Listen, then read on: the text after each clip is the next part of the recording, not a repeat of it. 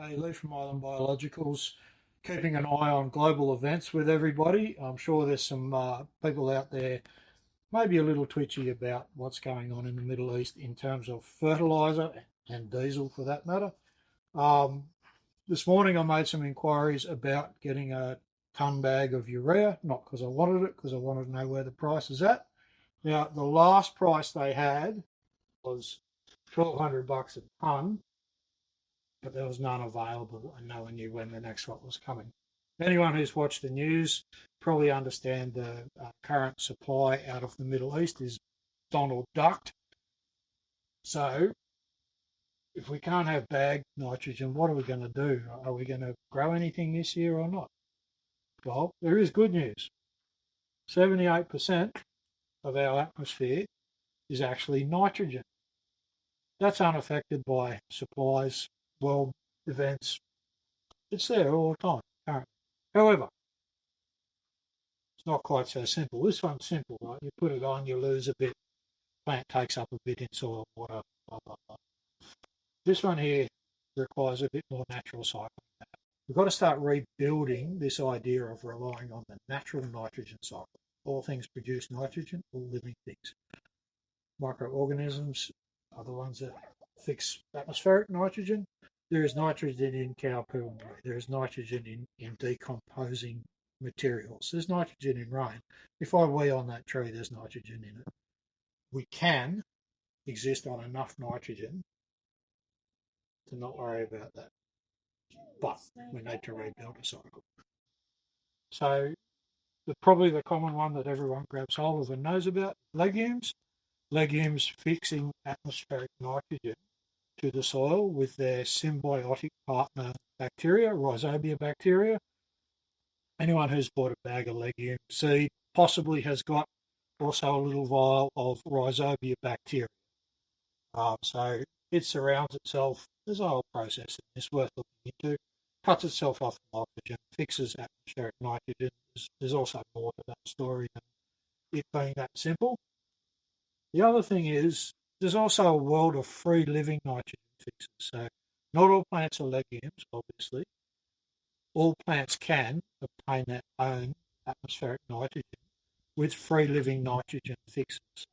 Now, anyone that's jumped on any of our stuff has seen the photos of root systems with dreadlocks on them. So we've got this riser sheet that's surrounded by micro aggregations of soil.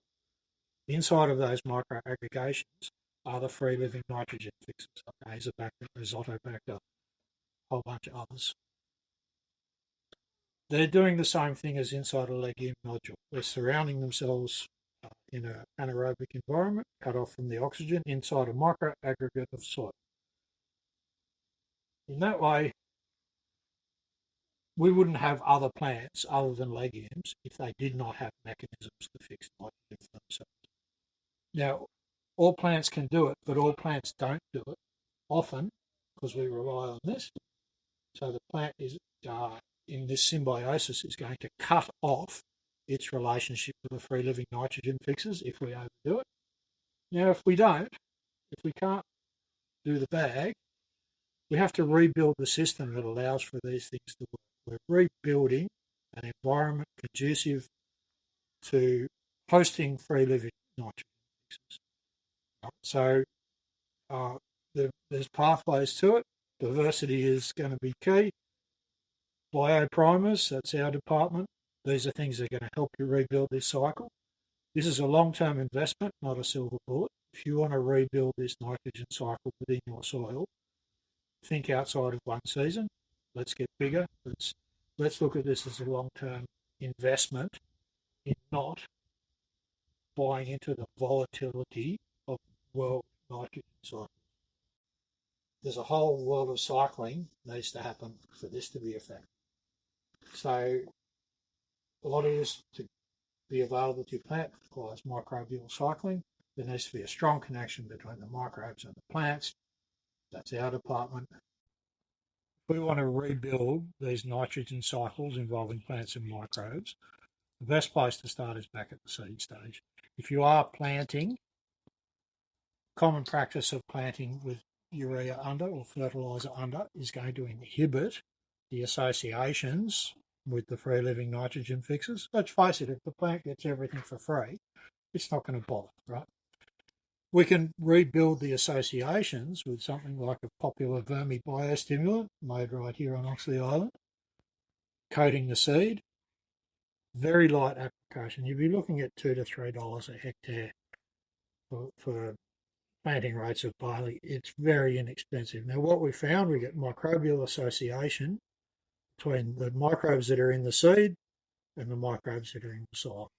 This starts to rebuild that cycle. Now, if your plant has microbial associates, it's not a guarantee, but you are rebuilding this cycle back to self-organising. So locally, in autumn and winter, traditionally in this area, we grow ryegrass, fodder.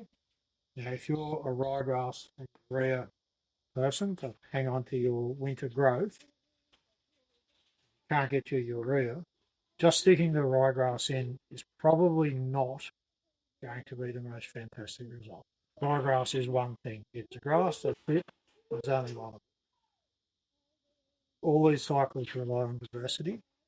Each plant has a host of different microorganisms that it can support.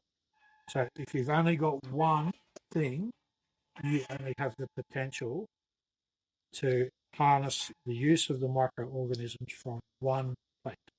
If you've got a multitude, now you have things going on that can complement each other. So if you are struggling to get your urea that you feel you need, maybe start thinking about chucking a few extra things into your mix. May save you, may help you. So if you are chucking in rye, diversity doesn't have to be expensive. For example, if you want to put a brassica in, good winter growth, turnips will give you about 330 seeds to the ground. Now, a couple of cups of turnips in a hectare is actually going to give you representation in your ryegrass. Same for clover. Clover is about 1,700 seeds to the ground. You don't need a lot to be starting to put these smaller seeds in. They'll go out through the spinner the same as your ryegrass. You don't need to spend a lot of money to add some diversity into what you're already doing. It's actually quite simple. Is this the year we jump off this stuff and we actually start thinking about nitrogen cycles? If I were a long-term investor, this is not adding up anymore. Reattaching ourselves to the cycles of soil. That's where the smart plugs are going.